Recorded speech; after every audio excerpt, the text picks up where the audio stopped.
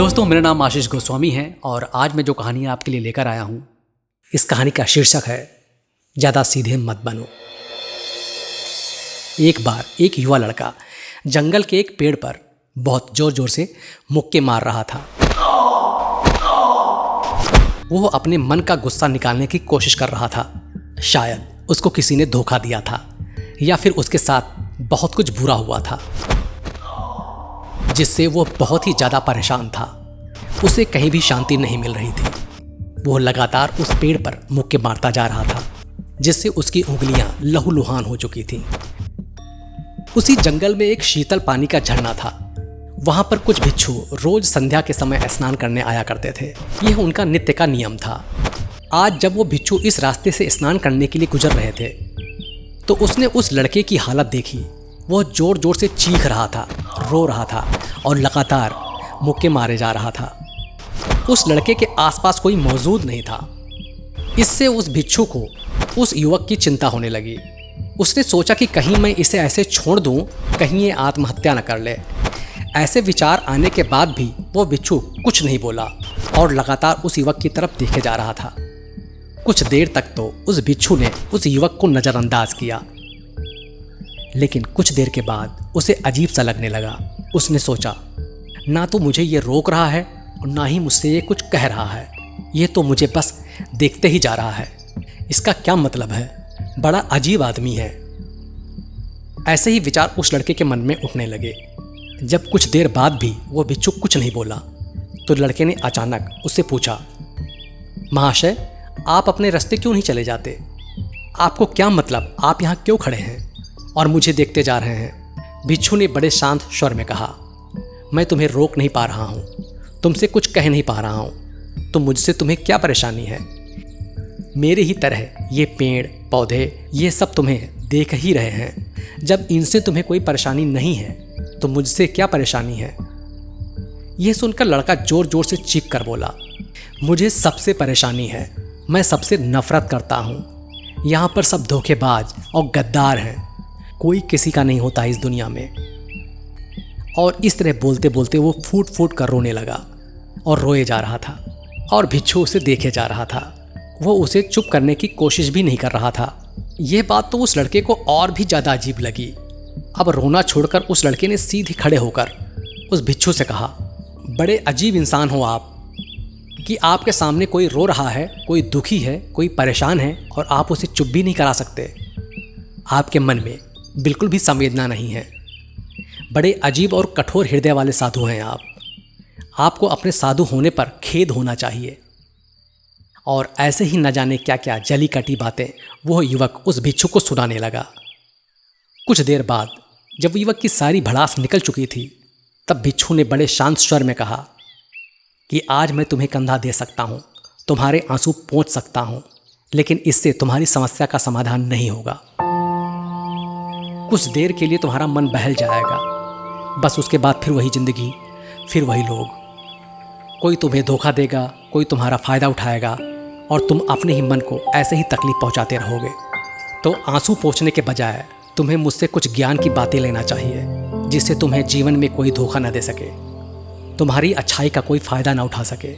याद रखना, आंसू पोंछने वाले तो बहुत मिल जाएंगे, लेकिन ज्ञान और सही समझ देने वाला कभी कभी कोई इंसान मिलता है। भिक्षु ने उसे बताया, मैं पासी के झरने में स्नान करने के लिए जा रहा हूँ। बड़ा ही शीतल पानी है वहाँ का। अगर तुम चाहो तो मेरे साथ चल सकते हो। यहाँ पर अकेले परेशान होने से अच्छा है कि तुम मेरे साथ झरने के शीतल पानी में स्नान करो, जिससे तुम्हारा दिमाग, मन, मस्तिष्क, शरीर सब कुछ पवित्र हो जाएगा। यह सुनकर वो लड़का उस भिक्षु के पीछे पीछे चलने लगा। जंगल के बीचों बीच से रास्ता झरने की तरफ जाता था। जंगल में सन्नाटा छाया हुआ था। उनके पैरों तले सूखे पत्तों की चरमराने की आवाज़ पूरे जंगल में गूंज रही थी। आज पूर्णिमा की रात थी और आसमान में चांद अपनी उजली रोशनी उस जंगल में बिखेर रहा था। उस रोशनी में दोनों उस झरने की तरफ बढ़ते जा रहे थे।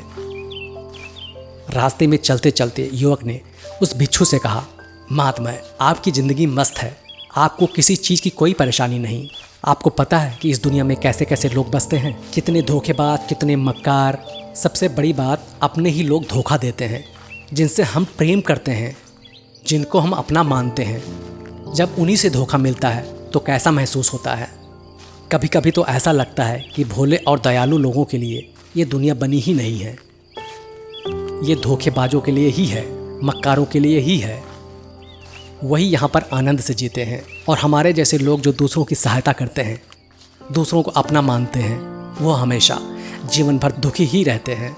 यही जीवन की सत्यता है और यही संसार है जिसमें हमें रोज घुट घुट कर मरना पड़ता है। आपने सही किया महात्मा, ऐसी जिंदगी को त्याग दिया और पीछे छोड़ दिया। अब बस अपने में ही मस्त, किसी से कोई परेशानी नहीं है, किसी की कोई चिंता नहीं है। मैं भी सोचता हूँ कि मैं भी संन्यास ले लूँ, छोड़ दूँ इस दुनिया को। ये सुनकर उस भिक्षु ने कहा, तुम्हें क्या लगता है सन्यासी का जीवन बहुत आसान होता है? भिक्षु ने बड़े शांत स्वर में कहा, तुम्हें तो 2 वक्त की दाल रोटी शांति से मिल जाती है, हमें तो कभी कभी वो भी नसीब नहीं होती। अगर भिक्षा मिल जाती है तो हम खा लेते हैं, वरना हमें तो भूखा ही सोना पड़ता है। यही सन्यासी जीवन है, हमें हमेशा नीचे सोना पड़ता है, चाहे कैसा भी मौसम क्यों ना हो। तो ये सब तुम्हें आसान लगता है तो तुम भी सन्यासी बन जाओ। युवक ने कहा, आप भी ठीक ही कहते हैं, संघर्ष तो दोनों तरफ है, सांसारिक जीवन में भी और सन्यासी जीवन में भी। वैसे सांसारिक जीवन भी अच्छा है, लेकिन तब तक जब तक घर परिवार में सुख शांति बनी रहे, धोखा ना मिले, हमारे लोग हमारा फ़ायदा ना उठाएं, हमसे झूठ ना बोलें, हमें धोखा ना दें, तब तो इस जीवन को जीने का आनंद है, वरना तो जीवन नरक हो जाता है। भिक्षु ने कहा, देखो, सन्यास तो अपने मन से लिया जाता है। जब हमारा मन कहता है कि हमें सन्यास के मार्ग पर सफलता हासिल करनी है, आगे बढ़ना है, तो ही सन्यासी जीवन सफल हो पाता है। लेकिन तुम अपने घर से परेशान होकर, दूसरे लोगों से परेशान होकर सन्यासी बनना चाहते हो, तो तुम्हारा सन्यासी जीवन कभी भी सफल नहीं होगा। इससे अच्छा होगा कि तुम सांसारिक जीवन में अगर कुछ तरीके, कुछ नियम अपनाओ, तो दूसरे लोग तुम्हें धोखा नहीं दे पाएंगे। सबसे पहले तो ये समझ लो कि धोखा उन्हीं को मिलता है जो भावनात्मक रूप से कमज़ोर होते हैं, जिनका दिल जल्दी पिघल जाता है, जो दूसरों को दुख में नहीं देख पाते हैं। क्योंकि कोई भी आदमी अपनी परेशानी बताकर, अपने दुख को बताकर तुम्हारा फ़ायदा उठा सकता है। क्या पता वो झूठ बोल रहा हो, वो दुखी होने का सिर्फ अभिनय कर रहा हो, लेकिन आपको तो सब सच ही लगेगा। उसके बाद आपको पता चलता है कि आपके साथ धोखा हो गया। उसके बाद आपका मन अंदर से टूट जाता है। इसलिए सबसे पहली बात ध्यान रखना कि किसी भी व्यक्ति को ये एहसास मत होने दो कि तुम भावनात्मक रूप से कमज़ोर हो, अंदर से तुम्हारा दिल नर्म है। अगर उन्हें आपकी यह कमज़ोरी पता चल गई तो वो कोई न कोई जाल बिछाकर, रचकर आपका फ़ायदा उठाने की कोशिश ज़रूर करेंगे। आप अंदर से संवेदनशील हो, दूसरों की मदद करने वाले हो, लेकिन किसी को एहसास मत होने दो। ऊपर से कठोर बने रहो। जब लोगों को लगेगा कि इससे कुछ बोलने का फ़ायदा ही नहीं है, ये आदमी कठोर है, तो वो खुद ब खुद वो उन्हें चुनेंगे जो उनके आसान शिकार होंगे। दूसरी बात समझने की ये होती है कि हम बहुत ही जल्दी दूसरों पर विश्वास कर लेते हैं, और हमारी जल्दी विश्वास करने की आदत ही हमें हानि पहुंचाती है। 2 दिन तुम्हें किसी से मिले नहीं हुए और तुम एक दूसरे के हो जाते हो, एक दूसरे पर पूरा भरोसा करने लगते हो, और ये भरोसा तीसरे दिन टूट जाता है और फिर तुम्हें धोखा मिलता है, फिर तुम परेशान हो जाते हो। इसीलिए समय दो किसी भी रिश्ते को आगे बढ़ाने के लिए। किसी भी रिश्ते को आगे बढ़ाने के लिए समय की ज़रूरत होती है। समय के साथ तुम्हें सामने वाले इंसान की अच्छाई और बुराई पता चल जाती है। तब तुम्हें पूर्ण रूप से पता चलता है कि इंसान वास्तव में कैसा है, अच्छा है या बुरा है, और वो कुछ समय देने के बाद ही होता है। इसलिए जल्दी किसी पर विश्वास मत करो। अगली पहचान या अगला तरीका समझने के लिए तुम्हें ऐसे लोगों को समझना होगा जो दूसरों की चापलूसी करते रहते हैं। कुछ लोगों की आदत होती है चापलूसी करने की। आपके सामने आपकी बढ़ाई करेंगे और आपके बारे में अच्छा अच्छा बोलेंगे। आपको लगेगा कि यह इंसान कितने अच्छे हैं, मेरे से कितना प्यार करते हैं, लेकिन वास्तव में उनकी वो चापलूसी एक जाल होती है ताकि वो आपका दिल जीत सकें। उनको चापलूसी करने का मौका तभी मिलता है जब आप दिखावा करते हैं। अगर आप उनकी चापलूसी से प्रभावित नहीं होंगे तो कुछ समय के बाद वो चापलूसी करना बंद कर देंगे। इसीलिए किसी के सामने दिखावा मत करो, वरना आप तो आकर्षण का केंद्र बन जाते हो। लोगों को लगता है कि शायद इसके आसपास बहुत धन संपदा है, इसीलिए इतना दिखावा कर रहा है, और इसी वजह से जो लोग आपका फ़ायदा उठाना चाहेंगे वो आपके करीब आने की कोशिश करेंगे। आपकी चापलूसी करने की कोशिश करेंगे। अगला नियम बताते हुए बिच्छू ने झरने की तरफ इशारा किया। वो झरने के पास पहुंच चुके थे। युवक को भी एहसास हो चुका था क्योंकि वहां पर ठंडी ठंडी हवा चल रही थी।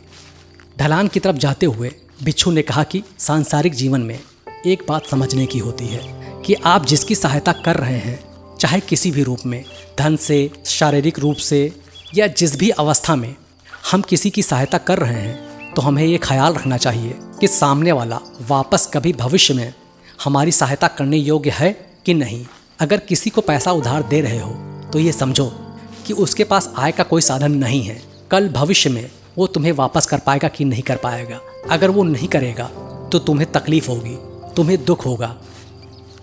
ऐसे तो इंसान करुणावश भिखारियों को भी भीख देता है, लेकिन वो गलत नहीं है, क्योंकि जो भी पैसा अपने सामने वाले को दिया जाता है उससे आपके ऊपर कोई प्रभाव नहीं पड़ेगा।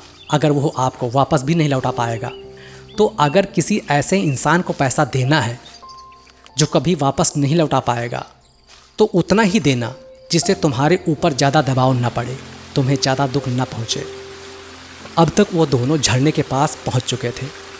दोनों ने अपने अपने कपड़े उतारे और झरने के शीतल पानी में कूद पड़े। पानी बहुत ठंडा था।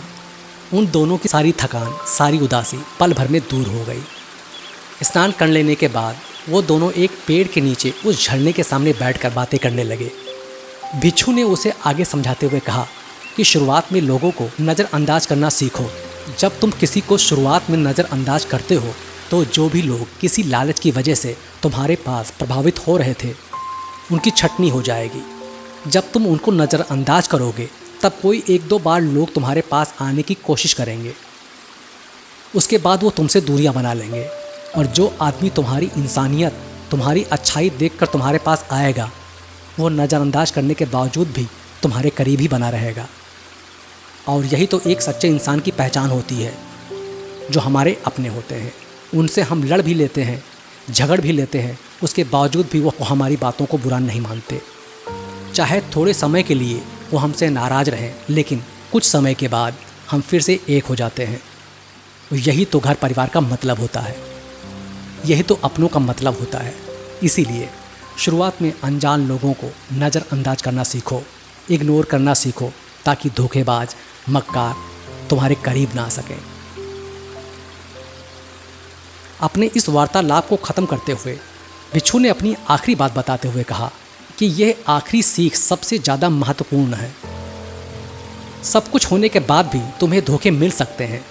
तुम अगर अपने आँख, कान और अपना दिमाग खोलकर रखते हो, अगर तुम होश में रहोगे, ध्यान करोगे, तो तुम्हें इंसान की आंखें देखते ही समझ में आ जाएगा कि उसे तुमसे क्या चाहिए। तुम उसकी इच्छा और उसका स्वभाव उसकी आंखों में ही पढ़ सकते हो। लोगों की आंखों में, उनकी वाणी में और उनके स्वभाव में उनका सब कुछ दिखाई देता है। बस हम ही अपनी आंखें मूंद कर बैठे रहते हैं। दूसरे लोगों से जानो, उसके रिश्तेदारों से जानो, उसके परिवार वालों से जानो कि वो कैसा इंसान है, दूसरों के साथ उसका व्यवहार कैसा है, उसकी पड़ताल करो, तभी किसी पर विश्वास करो। ऐसे ही किसी पर विश्वास मत कर लेना। अपनी पूरी संतुष्टि करना। अगर तुम लंबे समय तक किसी के साथ भरोसा करना चाहते हो, किसी के साथ कोई संबंध बनाना चाहते हो, कोई दोस्ती करना चाहते हो, किसी की मदद करना चाहते हो, तो इन सभी परिस्थितियों में तुम्हें यह ज़रूर पता होना चाहिए कि दूसरे लोग उस इंसान के बारे में क्या सोच रखते हैं। इसके बाद तुम जीवन में कभी धोखा नहीं खाओगे और तुम्हें कभी भी धोखे की वजह से पछताना नहीं पड़ेगा। इसी तरह की बातें करते हुए बिच्छू और लड़का दोनों जंगल से बाहर आ गए, अपने अपने घर की ओर चल दिए। अब लड़के को उस बिच्छू की बात बहुत अच्छे से समझ में आ गई थी। लड़के के लिए बिच्छू का ज्ञान किसी गीता ज्ञान से कम नहीं था। उसने अपने आप से यह प्रण लिया कि वो अपना ये जीवन नए तरीके से जिएगा। दोस्तों, कभी भी किसी पर भरोसा करने से पहले उसके बारे में अच्छे से समझो, जानो, समय दो, फिर भरोसा करो। हमें आशा है कि आपको ये वीडियो बहुत पसंद आई होगी। हमारे चैनल बीनू FM पर बहुत सारी कहानियाँ हैं जिनको आप सुन सकते हैं। इजाज़त दीजिए, अब मिलते हैं एक नई कहानी में। Keep listening, do subscribe, take care.